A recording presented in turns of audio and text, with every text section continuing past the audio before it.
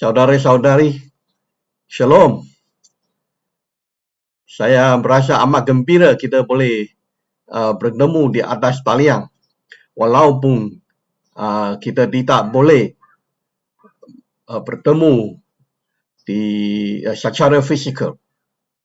Kita berterima kasih dan bersyukur kepada Tuhan. Walaupun kita telah terganggu selama 2 tahun oleh COVID-19. Tetapi Tuhan telah melindungi kita. Tuhan telah merestui kita dan menyediakan keperluan-keperluan yang kita perlukan untuk kehidupan kita semua. Dan hari ini kita mau berkongsi satu perkara dari Markus bab 7 ayat 31 sampai 37. Di sini telah dicatatkan bahawa Yesus telah melakukan keajaban di kota 10. Mula-mula, marilah kita membaca ayat bab 7 ayat 31. Kemudian Yesus meninggalkan daerah sekitar Tirus dan meneruskan perjalanan ke Tasik Galili melalui Sidon. Dia melalui daerah 10 kota.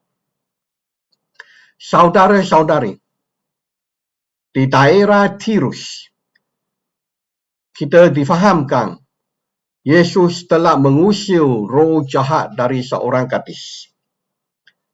Selepas itu, Yesus meninggalkan daerah Tirus dan meneruskan perjalanannya ke Tasik Galili. Now, Yesus melalui bandar Sidon di dalam perjalanannya ke Tasik Galili. Now, jika kita merujuk kepada peta di atas skrin, kita dapati bahawa dari Tirus, Yesus menuju ke utara sampai ke kota Sidon. Selepas Sidon, Yesus menuju ke arah timur dan menyeberangi Sungai Jordan. Dari sana Yesus menghala ke selatan melalui daerah 10 kota dan akhirnya sampai ke sebelah timur Tasik Galili. Ini merupakan satu perjalanan yang panjang dan amat sukar. Tetapi Yesus bersedia untuk mengatasi kesusahan dan segala halangan untuk menuju ke daerah 10 kota. Kerana ada misi yang penting sedang menunggu di tempat itu. Mari kita teruskan membaca ayat 32. Di situ beberapa orang membawa seorang tuli yang ada kecacatan pertuturan kepadanya. Mereka memohon supaya Yesus meletakkan tangannya pada orang itu. Saudara-saudari, apabila Yesus sampai ke tempat itu, beberapa orang membawa seorang tuli bercacatan pertuturan, iaitu dia tidak boleh dengar dan juga tidak boleh bercakap. Mereka meminta Yesus supaya meletakkan tangannya pada orang itu dan berdoa untuk dia supaya dia akan menyembuh dari kecacatannya. Saudara-saudari, orang ramai telah menyaksikan bagaimana Yesus selalu menyembuhkan penyakit-penyakit. Sekurang-kurangnya mereka telah mendengar Yesus apabila menyembuhkan penyakit-penyakit, dia sering meletakkan tangannya pada pesakit-pesakit.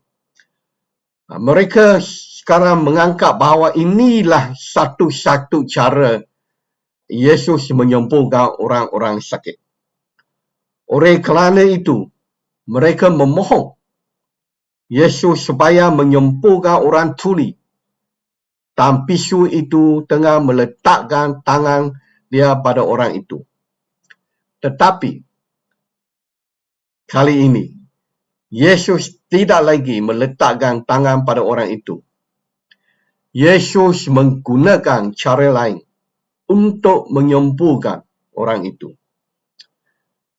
Now, kita selalu melakukan kesalahan yang sama seperti orang ramai di tempat itu. Orang ramai yang memohon Yesus. Kita berpendapat bahawa Yesus mesti menggunakan sesuatu cara yang kita pernah saksikan ataupun yang kita boleh faham. Oleh itu, kita meminta dan menjangka Yesus akan melakukan keajaiban dengan cara yang kita telah biasa. Peristiwa ini mengajar kita satu pengajaran yang penting, iaitu bahawa kita tidak boleh membuat sesuatu permintaan dan menjangkakan Yesus hanya akan memenuhi permintaan kita mengikut cara-cara dan juga mengikut masa yang kita menjangkai. Yesus boleh, saudara-saudara, melakukan sesuatu dengan berbagai cara dan mengikut masanya sendiri. Dia berkuasa memilih apa-apa cara pun untuk melakukan sesuatu keajaiban. Dan bagi kita mesti mematuhi dan menerima apa cara Yesus guna ataupun pada masa yang Yesus tentukan. Mari kita teruskan membaca ayat 33 sampai 35. Yesus membawa dia ke tepi, jauh dari orang ramai, lalu memasukkan jarinya ke dalam kedua-dua belah telinga orang itu. Setelah itu, Yesus meludah dan menjamah lidah orang itu. Kemudian Yesus menengadah ke langit dan menarik nafas panjang. Lalu dia berkata kepada orang itu, Ifata, yang bererti terbukalah. Seketika itu, telinga orang itu terbuka, lidahnya boleh, lalu dia mula bercakap dengan mudah. Tahu saudara-saudari, Yesus membawa orang itu ke tepi, jauh dari orang ramai. Ini mungkin kerana Yesus tidak mahu mereka melihat cara yang dia akan gunakan untuk menyembuhkan orang itu. Kerana cara itu adalah amat luar biasa, tak akan dianggap sebagai tidak bersih dan tidak suci. Yesus memasukkan jarinya ke dalam kedua-dua belah telinga orang itu. Selepas itu, Yesus meludah dan menjamah lidah orang itu. Iaitu Yesus menggunakan air liur sendiri untuk menyapu lidah orang itu. Seterusnya, Yesus melihat ke langit dan menarik nafas panjang. Lalu dia bertutur dalam bahasa Aramaik, Ifata, yang bererti terbuka. Now, cara yang digunakan oleh Yesus bukan saja luar biasa, bahkan ia boleh dianggap mencicikkan. Ia bukan hanya tidak mengikut prosedur perubatan, bahkan ia dianggap tidak berkesihatan. Saudara-saudara, kita mesti faham, tujuan Yesus berhasrat untuk menunjukkan dia berkebolehan melakukan keajaiban dengan cara yang melampau skala pantasan dan hukum-hukum semula jadi. Tidak ada batasan saintifik ataupun semula jadi boleh menghadkan kebolehan Yesus untuk melakukan keajaiban. memang terjadilah. Kedua-dua belah telinga orang itu terbuka dan dia boleh mendengar. Lidahnya terlonggar dan dia boleh bertutur seperti orang biasa. Menurut Matius, iaitu sebuah buku Injil lain, selain menyembuhkan orang itu, Yesus juga menyembuhkan berbagai-bagai orang yang sakit di tempat itu. Keajaiban ini mengejutkan orang ramai. Kebanyakan antara mereka adalah orang-orang bukan Yahudi. Mereka memberi puji kepada Allah. Keajaiban Yesus telah menarik orang ramai, walaupun mereka bukan orang-orang Yahudi. Tetapi mereka mempercayai Yesus dan beriman ke atas Yesus. Mari kita membaca ayat 36 sampai ayat 37. Selepas itu, Yesus melarang mereka menceritakan hal ini kepada sesiapa pun. Tetapi semakin Yesus melarang, semakin mereka menceritakannya. Semua orang yang mendengar hal itu sangat hairan. Mereka berkata, sungguh baik perbuatannya. Dia pun dapat membuat orang tuli mendengar dan orang bisu bercakap. Saudara-saudari, Yesus melarang mereka menceritakan hal ini kepada sesiapa pun. Ini merupakan satu perkara yang kita mungkin tidak memahami. Bukankah Yesus mahu kita menyembah perkara-perkara yang dia lakukan? Mengapakah kali ini dia melarang orang ramai menyembah berita keajaiban ini? Juga, kita memang boleh faham apabila Yesus melarang orang ramai menyembah keajaiban-keajaiban yang dia lakukan di Galili. Kerana orang-orang Yahudi di Galili akan merasa cemburu dan menghalang kerja-kerjanya. Tetapi sekarang Yesus berada di sebuah kota, jauh dari pemimpin-pemimpin orang Yahudi. Sepatutnya Yesus tidak perlu bimbang dan patut membenarkan orang menyebar berita baik ini.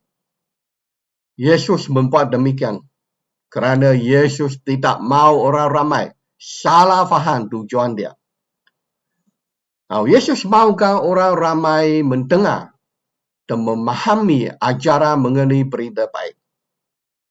Allah yang akan menyelamatkan roh mereka. Itulah yang mesej berita yang amat baik yang mesti difahami dan diterima oleh orang-orang di kota itu.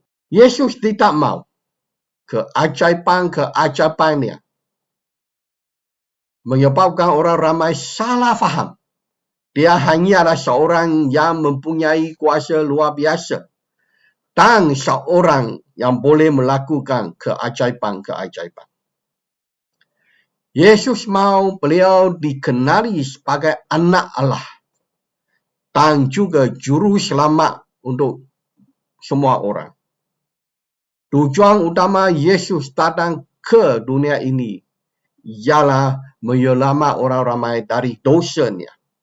Dia adalah juru selamat untuk semua orang, termasuklah kita semua. Walau bagaimanapun, larangan Yesus tidak dipatuhi. Orang ramai tidak memedulikan larangan Yesus dan terus menyebar berita baik ini ke merata tempat. Bagi orang-orang di kota itu, mereka tidak pernah menyaksikan keajaiban yang amat mengejutkan.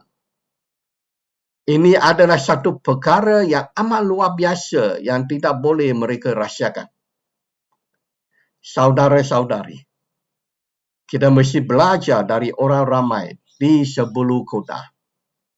Kita mesti menyebarkan berita baik tentang Yesus adalah juru selamat kita kepada orang-orang lain. Kita tidak boleh menyimpang berita Yesus sebagai juru selamat kita untuk diri sendiri. dan merahsiakannya dari orang-orang lain. Dan sepatutnya kita berkongsi dan menceritakan berita baik ini kepada sesiapa pun yang kita akan bertemu.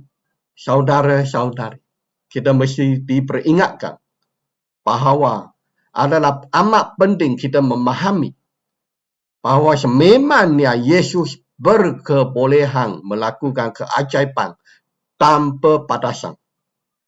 Beliau menguasai segala benda-benda dan juga hukum-hukum di dalam dunia ini. Tetapi kita jangan tersalah faham tujuan utama Yesus melakukan keajaiban. Melalui keajaiban-keajaiban, Yesus mahu menunjukkan dia adalah anak Allah. Dia adalah juru selamat kita.